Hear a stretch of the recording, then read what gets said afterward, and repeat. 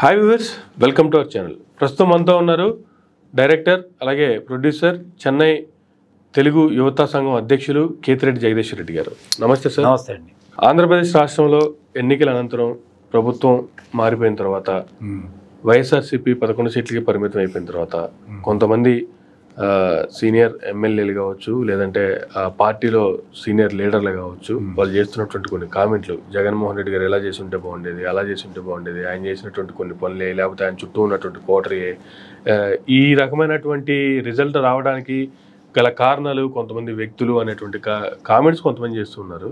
ఏం సార్ అసలు ఈ కామెంట్లు ఎలా చూడాలి, వీటిలో వాస్తవం ఎంత అంటే ఏం చెప్తారు సార్? అసలు ఎలక్షన్ అయిపోయింది, మనం ఎవరి వల్ల ఇబ్బంది పడ్డాము అనే వ్యవహారాన్ని కొంచెం ముందు నుంచి ఒక సంకేతాలు ఇచ్చుంటే, ఇప్పుడు చెప్పిన సంఖ్య చాలా తక్కువ మంది చెప్పారు. ఆ నెల్లూరు ఎమ్మెల్యేలు వాళ్ళు వీళ్ళు చెప్పారు ఇక్కడ జరుగుతున్న వాస్తవాన్ని, ఇట్లా మేము అని. అదేవిధంగా త్రిపుల్ ఆర్ చెప్పాడు, నేను ముఖ్యమంత్రిని కలవలేకపోతున్నాను, నేను ఎంపీగా ఉన్నాను ఇట్లా అని చెప్పాడు. తక్కువ శాతం చెప్పిన దానివల్ల మార్పు రాకపోయిండొచ్చు. ఎక్కువ శాతం మంది కానీ ఈ స్లోగన్ కానీ ఇచ్చున్నారు అనుకో, డెఫినెట్గా జగన్మోహన్ రెడ్డి మారి ఉండేవాడేమో. ఓకే, పక్కనున్న వాళ్ళ గురించి ఇప్పుడు ఈరోజు వాళ్ళు ఉన్నారు, వీళ్ళు ఉన్నారు, ఆయన ఉన్నాడు, ఈయన ఉన్నాడు అని చెప్తుంటారు. ఇవన్నీ ఈ నమ్మదగ్గ మాటలు కాదు. 2014లో ఓడిపోయిన తర్వాత కానీ ఆ జరిగిన సంఘటనలు కానీ ఏవి చూసినా కూడా 2014లో కూడా అందరూ ఏముంటారు, ఒక నాయకుడి పక్కన చేరిన వాళ్ళు ఏముంటారు, ఆ నాయకుడు యొక్క గెలుపు కోసమే ఉంటారు కానీ ఇతరత్ర ఏ విధమైన భావం అయితే ఉండదు. కాబట్టి ఏంటంటే ఇప్పుడు అందరు మాట్లాడుతున్న వ్యవహారం ముందు మాట్లాడుండాలి. ముందు మాట్లాడుంటే కొంచెం చేంజ్ అన్న వచ్చి ఏదైనా మార్పు అన్న వచ్చేది. ఇప్పుడు జనాన్ని కలవట్లేదు అనేది పెద్ద సమస్య. ఎందుకంటే వాళ్ళ తండ్రిని యొక్క పరిపాలనని చూస్తున్నారు అంతకుముందు జనం. ఇప్పుడు వాళ్ళ తండ్రి ఇచ్చిన ఓటు బ్యాంకే కదా ఇది. జగన్మోహన్ రెడ్డికి అంటూ ఒక ఓట్ బ్యాంక్ లేదు కదా. రాజశేఖర రెడ్డి గారు చేసిన మంచి పనుల వల్లనే కదా ఈ ఓట్ బ్యాంక్ అనేది వచ్చింది. వచ్చినప్పుడు రాజశేఖర రెడ్డి గారి అనుసంధానంలో ఆయన ఎలా ట్రీట్ చేశాడు, జనాలతో ఎలా ఉండేవాడు అనేది కొంచెం క్యారీ చేసి ఉండాలి. క్యారీ చేయకపోవడం అనేది పెద్ద తప్పు. దాంట్లో వచ్చిన పెద్ద తప్పు ఏంటంటే అదే, నువ్వేమి లక్షలు ఇవ్వాల్సిన అవసరం లే, కోట్లు ఇవ్వాల్సిన అవసరం లే, ఆనందంగా వచ్చినోడికి సంతోషంగా నువ్వు పని జరుగుతుందో లేదో. నేను ఒకే ఉదాహరణ చెప్తా. తిరుపతికి ఎప్పుడు పోయినా కూడా రాజశేఖర రెడ్డి గారు ఎంపీగా ఉన్నప్పుడు ఎవరికైనా లెటర్లు ఇచ్చేవాడు. నువ్వు పోయి అడుగు, తెలియకపోయినా లెటర్లు ఇచ్చేవాడు. వాళ్ళు అక్కడ యాక్సెప్ట్ చేసేవాళ్ళు కాదు. రూలింగ్లో లేదన్నమాట, తెలుగుదేశం ఉంది రూలింగ్లో. అంటే వచ్చినోడిని సంతోష పెట్టడం, అయ్యా మనం ఇచ్చిన ఆడ కుదరదయా అని అంటే రాజశేఖర రెడ్డి గారి మీద తప్పుగా మాట్లాడతారు కదా.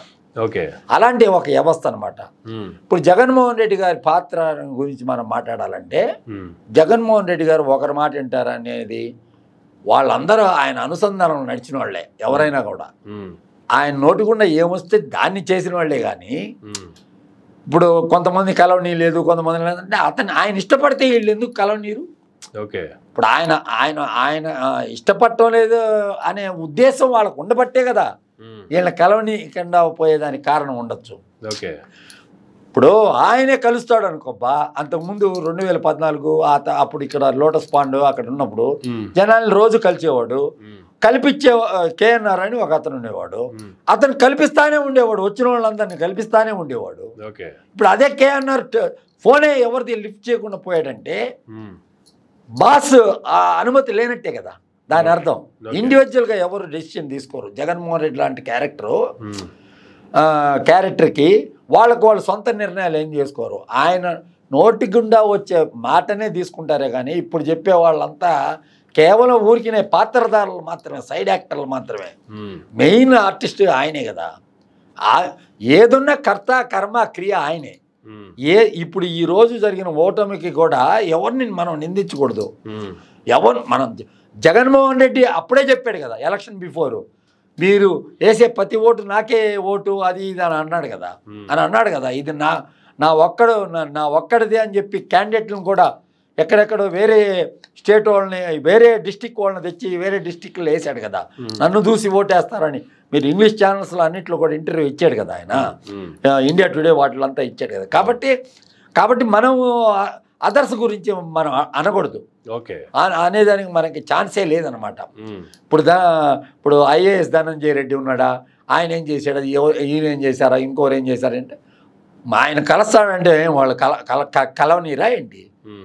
ఆయన దాకా తీసుకోపోవలేదు వార్త అంటే ఆయనే చెప్పుంటాడు. ఏమో మీరేమి ఎవరిని కలిసేదానికి కానీ ఇది ఇతరత్ర ఏంది.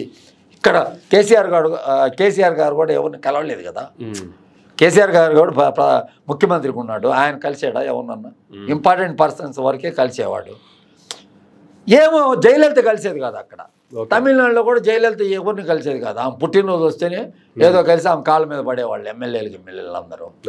అది ఏదైనా ఫాలో చేశాడేమో. వీళ్ళందరూ కలవలేదు కదా, అయినా వాళ్ళు ప్రజానాయకులే కదా, కలవకుండానే మనం అయిపోతామేమో అని అనుకున్నాడేమో. ఇది వేరే వాళ్ళ తప్పు కాదు, ఇది ఎవరి మీద మనం ఏమనకూడదు. సజ్జల రామకృష్ణారెడ్డి గారిని ఏమనకూడదు, వైవి సుబ్బారెడ్డి గారిని ఏమనకూడదు, ధనంజయ రెడ్డి గారిని ఏమనకూడదు, కేఆర్ఆర్ని ఏమనకూడదు, ఎవరిని ఏమనకూడదు. వాళ్ళు ఏం లేదు, వాళ్ళ పాత్ర చాలా చిన్నది. ఆయన మీరు పోయి ఎంప్లాయీస్ డెసిషను, ఎంప్లాయీస్ వచ్చి స్ట్రైక్కి సిద్ధమవుతున్నారు, మీరు వెళ్ళి మాట్లాడండి అంటే పోవాల్సిందే. కానీ ఒక్క అడుగు కూడా ఏదైనా ఒక్క అడుగు కూడా ఆయన మాటలేంది ఏది చేసి ఉండరని నా నమ్మకం. నాకు తెలిసినంత వరకు జగన్ గారితో నేను ఓదార్పు యాత్ర అప్పుడు తిరిగాను కదా, ఏదన్నా ఆయన మాటే. ఎవరైనా సొంత చిన్న ఆయనైనా ఎవరైనా అతను చెప్పినట్టు తినాల్సిందే కానీ వేరే వాళ్ళ మాట ఎవరి మాట ఎండవు. సలహాలు ఇచ్చే వాళ్ళు కూడా ఎవరు లేరు. వీళ్ళందరూ కేవలం కంటి తురుపు చర్యలే అంటారా వీళ్ళ మాటలన్నీ కూడా? ఇప్పుడు ఎవరెవరైతే మాట్లాడుతున్నారో అంటే వాళ్ళ ఫీలింగ్ అది. వాళ్ళు ఏమనుకున్నారు, అసలు ఆయనని అనలేక ఇప్పుడు ధనంజయ రెడ్డి మమ్మల్ని ఆఫీసులో గంటల తరబడి కూర్చోబెట్టాడు, మేము చిన్న చిన్న పనులకు పోతే అని అన్నారు. ధనంజయ రెడ్డికి లోపల సీఎంతో ఎక్కువ పని ఉందేమో. లోపల సీఎం పిలిచి అడుగుతుండే వ్యవహారం ఉన్నప్పుడు కూర్చోబెట్టాడు అంటే జగన్మోహన్ రెడ్డి గారిని ఈ తెచ్చిన కాగితం జగన్మోహన్ రెడ్డి గారికి చెప్పండి వాళ్ళు చేసేదానికి ధనంజయ రెడ్డికి హక్కాడుంది. చిన్న చిన్న పనులు చేయగలుగుతారు, ఏదైనా చిన్న చిన్న ట్రాన్స్ఫర్లు అవి ఇవి సార్ అది ఇది అని ఏదైనా చెప్పగలుగుతారే. కానీ ఇప్పుడు మా ఊర్లో బ్రిడ్జి కట్టాలా, ఆ బ్రిడ్జి శాంక్షన్ కావాలా అని అంటే చెప్పాలి కదా. జగన్మోహన్ రెడ్డి గారు పలానా ఎమ్మెల్యే వచ్చాడు సార్ ఇట్లా అది ఇది అని చెప్పాలి కదా. కలవని లేదంటే కలవని లేదు అని ఆయన్ని కలవని లేదని అంటే వీళ్ళ పాత్ర లేదు, వీళ్ళ పాత్ర అనేది లేనే లేదు అనేది తప్పకుండా చెప్పవచ్చు. అది ఏంటంటే అది జగన్ నిర్ణయం, జగన్ తీసుకున్న నిర్ణయం. అతను ఏమనుకున్నాడంటే మనం ప్రజలకి ఒక 9 హామీలు ఇచ్చాము, ఈ 9 హామీల మీదే కాన్సన్ట్రేట్ చేశాడు, కార్యకర్తల్ని పట్టించుకోలేదు. కార్యకర్తలు అనేది వ్యవస్థ అనేది కావాలి కదా మనకి. ఆయన ఏమనుకున్నాడంటే డైరెక్ట్గా పీపుల్, ఇప్పుడు ఒక గ్రామ సచివాలయాలు ఇవన్నీ అందులో భాగమే కదా, డైరెక్ట్గా మన స్కీములు జనానికి చేరిపోతాయి కదా అని అనుకున్నారు. కానీ other section of the people గురించి ఆలోచించాల. ఇప్పుడు ఆ 39-49% ఊరకనే కూడా ఇప్పుడు ఆడ ఆల్టర్నేటివ్ లేదు కదా. ఆల్టర్నేటివ్ ఉన్నది తెలుగుదేశానికి కూడా పోయినసారి 39 వచ్చింది కదా. 2019లో ఓడిపోయినప్పుడు 39% వచ్చింది వాళ్ళకు కూడా. అయ్యే అట్లే అన్నమాట. అంటే 2 పార్టీలు ఉన్నప్పుడు ఈ పార్టీకి ఒక ఓట్ బ్యాంక్ అనేది ఉంటుంది కదా. ఇది ఊరికినే అందరి మీద మాట్లాడే మాట కాదు, కానీ అలా ఎప్పుడు కూడా మనం తప్పుగా అనుకోకూడదు. వాళ్ళు అంటే వాళ్ళు ఏంటంటే వాళ్ళు మేము చాలా చేసాము, జగన్మోహన్ రెడ్డి అంటే కొంతమంది ఎమ్మెల్యేలు ఎక్కువ ఫీల్ అవుతున్నారు. ఎందుకు ఫీల్ అవుతున్నారంటే రోజు ప్రజలతోనే ఉన్నారు, వాళ్ళు ఎలా ఓడిపోయారు అనే దానికి వాళ్ళకేంటంటే ఇలా ఎలా ఓడిపోయాం మేము అనే దానికి కొన్ని కారణాల్లో ఇది ఒక కారణం. జగన్మోహన్ రెడ్డి గారు ఎమ్మెల్యేని కలిసినా కలవపోయినా ఎమ్మెల్యేని నిత్యం ప్రజల్లోనే ఉంచారు. గడప గడప ప్రోగ్రాం కావచ్చు, లేదంటే ప్రతి స్కీము ప్రజలకు అందుతుందో లేదో తెలుసుకుని అంటాం కావచ్చు. అది పోయిన తర్వాత ఎలక్షన్స్ దగ్గరికి వస్తున్నాయి, ఇంకేం కావాలి ప్రజలకి అడగండి, కొత్తవి కూడా ఇంకేమైనా కావాలంటే నెక్స్ట్ మన మేనిఫెస్టో అవి కూడా యాడ్ చేద్దాం అనేటువంటిది ఇది కావచ్చు, రకరకాల ప్రోగ్రామ్స్తో రెగ్యులర్గా దాదాపుగా ఎలక్షన్స్ బిఫోర్ ఒక 1 year నుంచి ప్రజల్లోనే ఉంచేటువంటి ప్రయత్నం చేశారు. ఇప్పుడు అందరూ ప్రజల్లో తిరుగుతున్నా కూడా, ఇప్పుడు ఉదాహరణ తీసుకుంటే కేతిరెడ్డి గారు చేసినటువంటి కామెంట్స్ గురించి కూడా మనం మాట్లాడుకున్నాం ఇప్పుడు దాకా. అదే కేతిరెడ్డి గారు ప్రతిరోజు గుడ్ మార్నింగ్ ధర్మరావు అని చెప్పి ఆయన ఒక ప్రోగ్రామ్ పెట్టుకున్నారు, ప్రతిరోజు ప్రజలతో ఉన్నారు, ప్రతిరోజు జనాలతో కలిసిమెలిసి తిరిగారు. ఎవరికి ఎటువంటి ప్రాబ్లం ఉన్నా కూడా ఇమీడియట్గా అక్కడే పక్కన అధికారులను పిలవడం, దానికి సంబంధించినటువంటి అధికారులతోనే దాని మీద యాక్షన్ తీసుకోమని చెప్పినటువంటి సందర్భాలు కూడా చాలా చూసాయి. అయినా కూడా మేము ఓడిపోయాము అనేటువంటి బాధ వాళ్ళలోనూ ఉండిపోయింది. తప్పకుండా ఇప్పుడు మేము ఎంత చేసినా, ప్రజలకి ఎంత చేసినా ఇంకా ప్రజలు ఏదో కోరుకున్నారా, నేను అవ్వాతాతలకి ఎంత ఇచ్చాను, అక్క చెల్లెలకి ఎంత ఇచ్చాను, లేకపోతే రైతులకి ఎంత ఇచ్చాను, టీచర్స్కి ఎంత, స్టూడెంట్స్కి ఎంత ఇచ్చాను, ఈ ఓట్లన్నీ ఏమైపోయినాయి అనేటువంటి బాధని జగన్మోహన్ రెడ్డి గారు కూడా వ్యక్తపరిచారు. ఆ ఓట్లే ఆ 39%. ఇంకో సెక్షన్ మిస్ అయిపోయింది, middle class. Okay, middle class vote miss అయిపోయింది. మిడిల్ క్లాస్ సఫరర్స్ ఎక్కువైపోయారు కదా. ఓకే, మిడిల్ క్లాస్ వాళ్ళకి ఇబ్బందులు, ఈ మందు తాగేవాళ్ళు, ఇతరత్ర అంతా ఉన్నారు కదా. ఈ స్కీములు తీసుకున్న వాళ్ళు ఆ 39% ఏదో వచ్చినాయి కదా.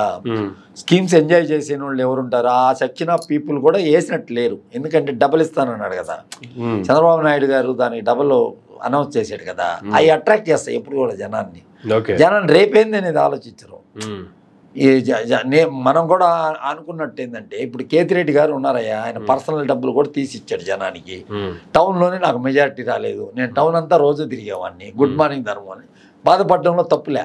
అతను నిజాయితీగా మాట్లాడుతున్నాడు. ఏం మాట్లాడాడు? మనం ప్రభుత్వాన్ని ఇప్పుడు విమర్శించకూడదు, వాళ్ళకు కూడా మనం టైం ఇవ్వాలా, 1 year ఇవ్వాలా. సంపదను సృష్టించడం అంటే అది కేవలమైన మాట కాదు. సంపదని ఎంత అదేనా అల్లావుద్దీన్ అద్భుత దీపమా? కాదు కదా. రాత్రి రాత్రి జరిగే పని కాదు. దానికి కంపెనీలని ఎంగేజ్ చేయాలా, పిలవాలా, అందరిని పిలవాలా, ఇండస్ట్రియల్ గ్రోత్ కావాలా, అన్నీ కావాలా. అన్నీ కావాలంటే ఏం కావాలా? అన్నీ ఉండాలి కదా. ఇప్పుడు అమరావతి ఉంది, ఆ అమరావతిని డెవలప్ చేయాలా. 33,000 ఎకరాలు ఉన్నాయి అక్కడ. అక్కడికే కదా రావాలి ఇండస్ట్రీస్. వస్తేనే కదా అది ఒక అద్భుత నగరం అవుతుంది. రావాలి కదా. రావాలంటే ప్రయత్నిస్తుంది ప్రభుత్వం. ఇప్పుడే కదా వచ్చింది. అన్ని స్ట్రీమ్ లైన్ చేయాలి కదా, అన్ని శాఖల్ని చేయాలి కదా, స్ట్రీమ్ లైన్ చేయాలి కదా.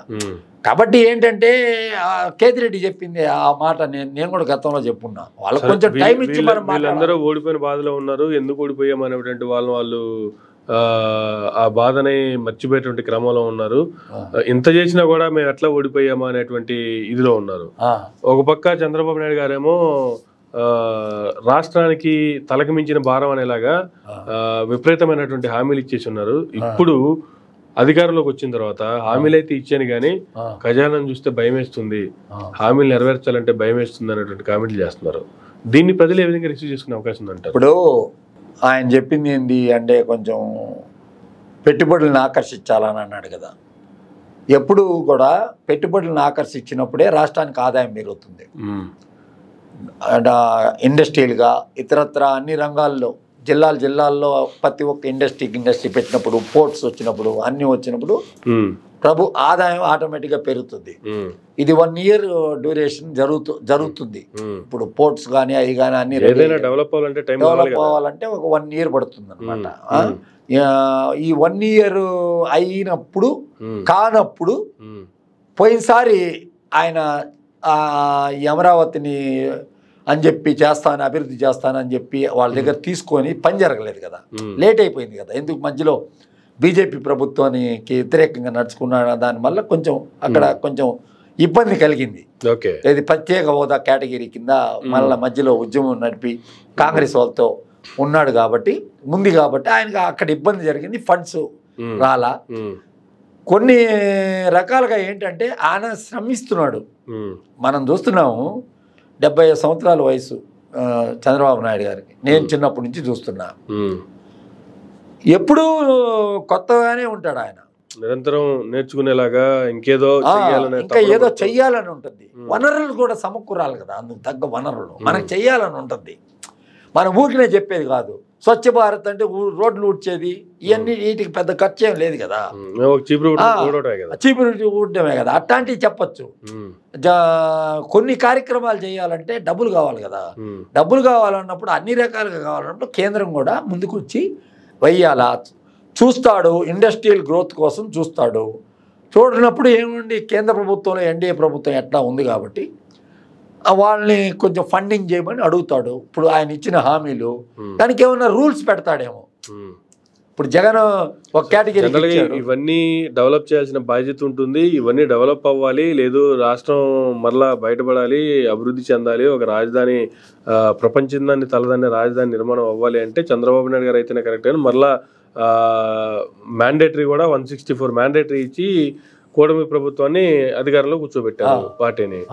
సో కానీ చంద్రబాబు నాయుడు గారు అంత అనుభవజ్ఞులేనివ్వండి, చేయడానికి ఏమేం కంపెనీలు తీసుకురావాలి, ఏ విధంగా డెవలప్ చేయాలి అంత నేర్పరై ఉండి చంద్రబాబు గారు అయితేనే చేస్తారు అనేటువంటిది అందరు నమ్ముతున్నటువంటి పరిస్థితుల్లో చంద్రబాబు గారు ఆ విధంగా మాట్లాడాల్సినటువంటి దానికి బదులుగా ఇలా మాట్లాడుతుంటే ప్రజలకు ఒక నెగిటివ్ ఫీలింగ్ పోయే అవకాశాలు కూడా ఎక్కువ ఉన్నాయి కదా. అది ఎలాగని చెప్పమంటావా, ముందు జాగ్రత్త చర్యలు. ఇప్పుడు పెన్షన్లు ఉన్నాయనుకో, మనం అర్ధంతరంగా ఒక నెల ఇగిపోయినా ఒక నెల ఆగినా అనే ప్రిపేర్ చేయడం అనమాట. ఆర్థిక వనరులు అన్నీ సమకూరాలి కదా. అది తప్పని మనం అనకూడదు. ఎందుకు అనకూడదు అంటే అలాగే లీడర్షిప్ ఉండాలి. ఓకే, మనం చెప్పేసి అది ఇదేం ఎలక్షన్ కాదు కదా, పరిపాలన. Election is different. మనం ఏదో చెప్తాం, అవన్నీ చేసేదానికోసం ఇప్పుడు ఉన్న స్కీముల్ని ఇది చేయాలి కదా. దాన్ని ఏం చేయాలి, అన్నీ వచ్చి స్కీమ్స్కి కొన్ని రూల్స్ పెడితే కొంత శాతం తగ్గుతుంది భారం. ఇప్పుడు మనం ప్రతి ఒక్కరికి ఇచ్చేస్తాం అది ఇది అని అంటే, ఇప్పుడు కొన్ని కేంద్ర ప్రభుత్వ స్కీములు ఉన్నాయి, వాటిలో బైక్ ఉంటే మనకి అవి రావు, ఎలిజిబిలిటీ ఉండవు అనమాట. అట్లాంటి స్కీమ్ ఇన్కమ్ ట్యాక్స్ కడుతుంటే రావు. అట్లాంటి ఏదైనా చేస్తాడేమో అని. ఇప్పుడే కదా వచ్చాడు, డిపార్ట్మెంట్ వైజ్గా చూస్తాడు, రాష్ట్రానికి అభివృద్ధి చూస్తాడు. పోయినసారి చేయలేకపోయాడు, అది అతనే చెప్తున్నాడు కదా, పోయినసారి నేను చేయాలనుకున్నాను చేయలేకపోయాను, కుదరలేదు, కేంద్ర ప్రభుత్వంతో నాకు గొడవ వచ్చింది కాబట్టి కుదరలేదు, ఈసారి చేస్తాడని ప్రజలు నమ్మే ఓట్లు వేశారు కదా. చూస్తారు, మళ్ళీ ఎలక్షన్ దాకా ఏం చేయలేరు కదా. ఇదేమి బంగ్లాదేశ్ కాదు కదా, తిరుగుబాటు చేసి నిన్న మొన్న గెలిచిన వాళ్ళని వేసేదానికి భారతదేశంలో అటువంటి రాజ్యాంగం అనేది లేదు కదా. కాబట్టి ఏంటంటే అలా ఉండదు కదా. అట్లా తప్పు చేస్తాడు అని మనం అనుకోకూడదు, మంచే చేస్తాడు, చేసేదానికి ప్రయత్నిస్తాడు. ఓకే, అది అందుకు ఏంటంటే మనం ఆంధ్ర రాష్ట్రంలో పుట్టిన దానికి అందరు ప్రజలు కూడా ఆయనకి స్కీములు ఇప్పుడు పేదవాళ్ళకి ఎజెండాగా పెట్టుకొని చేస్తున్నారు ఇట్లా స్కీములు. వేరే స్టేట్స్లో ఇట్లాంటి స్కీమ్స్ అంతా ఉండవు. మామూలు ఆరోగ్యశ్రీ అవి ఉన్నాయి, వేరే స్టేట్లో ఇట్లా పెన్షన్లు ఇంత ఇచ్చేయడాలు అవి అంతంత పెన్షన్లు అవి ఉండవు, అమ్మ ఒడులు అట్లాంటివి అంతా ఉండవు అన్నమాట. విద్యా దీవెనలు అని అని మన స్టేటే తమిళనాడు ఉండేది ఫస్ట్ ఈ స్కీములకి కేంద్ర బిందువు తమిళనాడు ఉండేది. తమిళనాడు కాస్త ఇప్పుడు తమిళనాడు తలదన్నే స్కీములు మన రాష్ట్రంలోనే ఉన్నాయన్నమాట. తమిళనాడు వెనకబడి ఉంది ఒకప్పుడు. ఓకే, మనము వాళ్ళు కలిసి ఉన్నప్పుడు బ్యాక్గ్రౌండ్లో వాళ్ళు సపరేట్ అయిపోయిన తర్వాత తమిళనాడు స్టేట్గా ఏర్పడిపోయిన తర్వాత ఇండస్ట్రియల్ గ్రోత్ ప్రతి జిల్లాలో ఒక పెద్ద ఇండస్ట్రీ ఉంటుంది. అంటే జాతీయ కర్మాగారాలు అన్నీ, బిహెచ్ఏ, భారత్ హెవీ ఎలక్ట్రికల్స్ అన్నీ ఉంటాయి. ప్రతి డిస్టిక్లో ఒక ఇండస్ట్రీ ఉంటుంది. ఆ రకంగా వాళ్ళు సంపదను సృష్టించుకొని డెవలప్ చేశారు. ఇప్పుడు తెలంగాణ ఉంది, ఇప్పుడు ఇది డెవలప్డ్ స్టేటే కదా, దీన్ని చెప్పాలంటే ఆదాయ వనరులు ఉన్న స్టేటే కదా. అంతే కదా. కాబట్టి ఏంటంటే ఆ రకంగా అడుగులు వేస్తాడేమో. మనం ఇప్పుడు అనుకుంటే ఎట్లా కుదిరేది కాదు. మనం ఆయన చెప్పినన్ని జరగని రోజు మాట్లాడాల్సిన మాట మనం ఇప్పుడు మాట్లాడకూడదు. ఇప్పుడు వచ్చి ఒక 60-70 రోజులు అయినట్టుంది, అంతే కదా. 2 months 2 months అయింది, 100 days కూడా కాల. 100 days అయినా ఏం జరగదు. ఇప్పుడు ఏంటంటే రివిజన్ శాఖల వైజ్గా జరిగిన ఏంటి, మనం ఏం చేస్తే బాగుంటుంది అని రివిజన్ ఏదో చేస్తున్నాడు. కలెక్టర్లకి వాళ్ళకి కాన్ఫరెన్స్ చూశారు కదా మొన్న. ఆ రివిజన్ అంతా ఫలించి కింద అధికారులందరూ కరెక్ట్గా ఆయనలాగే పనిచేసి చేసినప్పుడు రాష్ట్ర ప్రభుత్వం అన్ని రంగాల్లో ముందుకు వచ్చినప్పుడు, ఆర్థిక వనరులు పెరిగినప్పుడు స్టేట్ గొప్ప స్టేట్ అవుతుంది. ఆంధ్ర వనరులు అటువంటి వనరులు ఉన్నాయి స్టేట్కి, ఉన్నాయి కాబట్టి స్టేట్ మంచి స్టేట్ అయ్యేదానికి ఆస్కారం ఉంటుంది. ఇవన్నీ ఇప్పుడు ఊరికే మనం చెప్పే మాటలు జగన్మోహన్ రెడ్డి అది ఇది ఇవన్నీ ఏం కాదు. తప్పకుండా ప్రజాస్వామ్యయుతంగా ఉంటేనే ప్రజల నాయకులు ఉంటారు, ప్రజల గుండెల్లో ఉంటారనమాట. ఇప్పుడు కూడా జగన్ గారు చేయాల్సింది ఏంటంటే, నేనే సలహా ఇవ్వట్లేదు, ఇప్పుడు కార్యకర్తలు నిరుత్సాహంగా ఉన్నారు. ఇప్పుడు మనము ఎవరినో కొట్టారు అది ఇది తెలుగుదేశం వాళ్ళు దాడులు చేస్తున్నారని మనం పోతున్నాం కదా. కాన్స్టెన్సీ 175 కాన్స్టెన్సీల్లో వారానికి ఒక్కసారి ఒక్కొక్క రోజు ఒక్కొక్క కాన్స్టెన్సీ ఇప్పుడు చేయాల్సింది అతను. సంవత్సరం తర్వాత 2 సంవత్సరాల తర్వాత చంద్రబాబు నాయుడు గారి పరిపాలన ఏదైనా తప్పుంటే మాట్లాడడంలో తప్పులే. ఈయన చేయాల్సింది ఏంటంటే ఇప్పుడు పోవాలి ప్రతి కాన్స్టిట్యున్సీకి. ఎవరినైతే అంతకుముందు 2019లో కలుస్తూ ఆనందంగా మాట్లాడుతూ అలా ఇలా ఉన్నాడో ఒక కాన్ఫరెన్స్ లాగా పెట్టి ఇంటింటికి గడప గడపకి అని పెట్టాడు కదా. ఈయన తిరగమను గడప గడపకి. ఇప్పుడు ప్రతి కాన్స్టిట్యున్సీ తిరగాల. అప్పుడేంది గడప గడపకని పాంప్లెట్లు ఇచ్చారు. ఏంటి వాళ్ళు చేసినవి గుర్తు చేశారు. మేము ఇంత చేసామని గుర్తు చేశారు. గుర్తు చేసినప్పటికి కూడా ప్రజలు ఇచ్చిన తీర్పు మార్పు ఉంది కదా. నువ్వు ఎంత గుర్తు చేసి నువ్వు గడప గడప గురించి ఇందాక చెప్పావు, నువ్వేం చెప్పినా ఏం ప్రయోజనం లేకుండా పోయింది కదా. కాబట్టి నేనేం చెప్తానంటే ఇప్పుడు చేయాల్సింది ఏంటంటే రచ్చబండలాగా ఒక కార్యక్రమం లాగా పెట్టుకొని పాత కార్యకర్తల్ని ఎవరైతే నిరుత్సాహంతో ఉన్నారో, వైఎస్ఆర్సీపీ మీద నిరుత్సాహంతో ఉన్నారో వాళ్ళందరినీ దగ్గర తీసుకునేదానికి ఎక్కడ మనం లాస్ అయ్యాము అనే దాని మీద ఆలోచించాల్సినంత అవసరం ఉంది.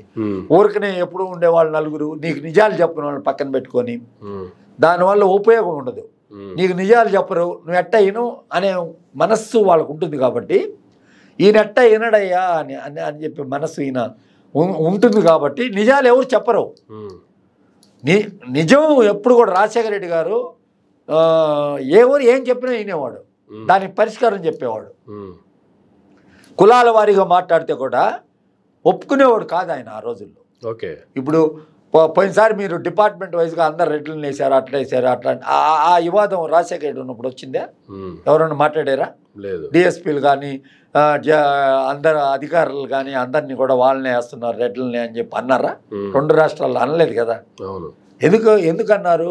ఏదో ఒక తప్పు చూపించాలి కాబట్టి ఏదో అంటారు. ఇప్పుడు కాబట్టి ఏంటంటే నేనేం చెప్తానంటే ప్రక్షాళన దిశగా అడుగులు వేయాల. ఇప్పుడు జగన్మోహన్ రెడ్డే కర్త కర్మ క్రియ, ఆయనే అన్ని చేసుకోవాలా. చంద్రబాబు నాయుడు గారి మీద ధ్వజమెత్తాల్సిన అవసరం వచ్చినప్పుడు ఆయన చేయనప్పుడు నువ్వు ఎప్పుడు నీకు చాలా టైం ఉంది, ఇంకా చాలా టైం ఉంది. అప్పుడు వరకు వెయిట్ చేయాలయ్యా. Thank you sir, thank you very much అండి. ఇదండి ఆంధ్రప్రదేశ్ రాష్ట్రంలో జరుగుతున్నటువంటి పరిస్థితులకు సంబంధించి జగన్మోహన్ రెడ్డి గారికి చుట్టూ ఉన్నటువంటి కోటరీ మీద, లేదు అంటే ఆయన చుట్టూ ఉన్నటువంటి వ్యక్తులకు సంబంధించి ఆ పార్టీకి సంబంధించిన నేతలు చేస్తున్నటువంటి కామెంట్లు కావచ్చు, అలాగే చంద్రబాబు నాయుడు గారు ఆయన ఇచ్చినటువంటి హామీలు నెరవేర్పుల దానిలో చేస్తున్నటువంటి కామెంట్లకు సంబంధించి కేతిరెడ్డి గారు ఇచ్చినటువంటి వివరణ. ఇది నాటి ఇంటర్వ్యూ. మరొక ఇంటర్వ్యూ మళ్ళీ కలుద్దాం. చూస్తూనే ఉండండి మేరా మీడియా.